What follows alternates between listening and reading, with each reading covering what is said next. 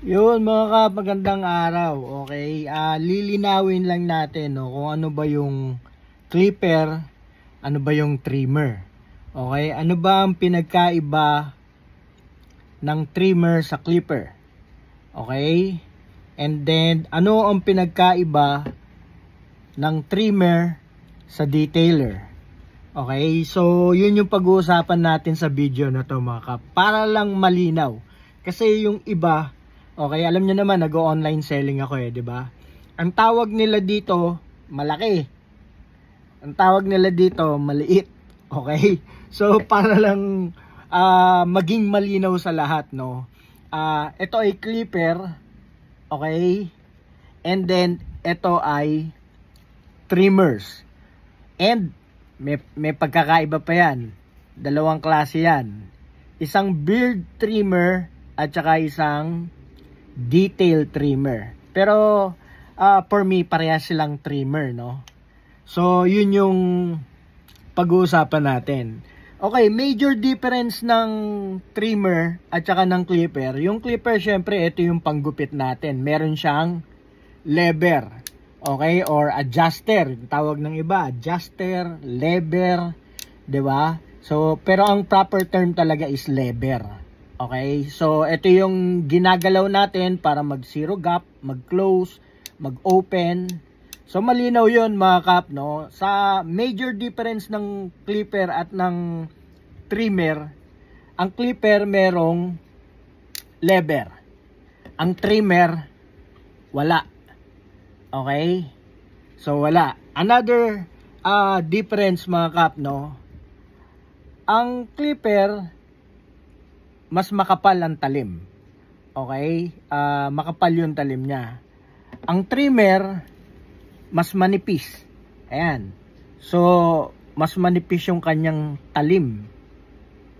Okay? So, major difference ng clipper at detailer. Ang clipper, merong lever, mas makapal ang talim.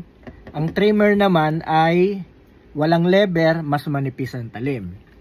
Okay, yung clipper mga kap, ito yung panggupit. 'Di ba? Intended or designed talaga to para ipanggupit. Okay? Now, yung mga trimmer naman mga kap ay intended para sa beard and mustache. So, ang unang lumabas, okay, ito ay beard trimmer. Ito yung unang lumabas, no? Beard trimmer ang tawag dito nung lumabas siya. Okay? Ang design nito specifically to remove yung beard at saka mustache, pang zero. So, yun yung trimmer. And then, later on, nag-evolve siya into detail trimmer. Okay? Ito yung trimmer, yan. Ito naman ay detail trimmer. So, pwede rin siya sa beard at mustache, pero another function niya or another design niya is sa mga edges. So, dun sa mga dulo.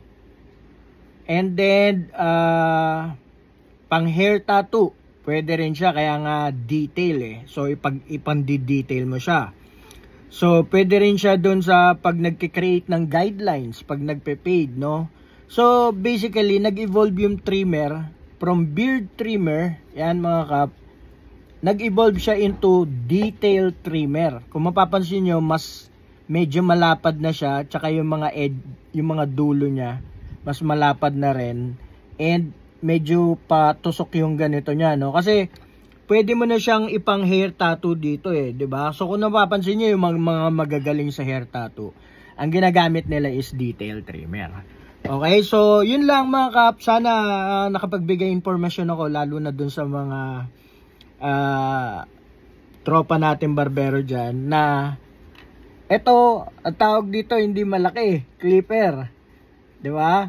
Ito, hindi maliit ang tawag dito ay trimmer. Ngayon, ang trimmer, nag-evolve na from beard trimmer, nagkaroon na ng detail trimmer or otherwise also known as detailer, no? So detail trimmer, detailer.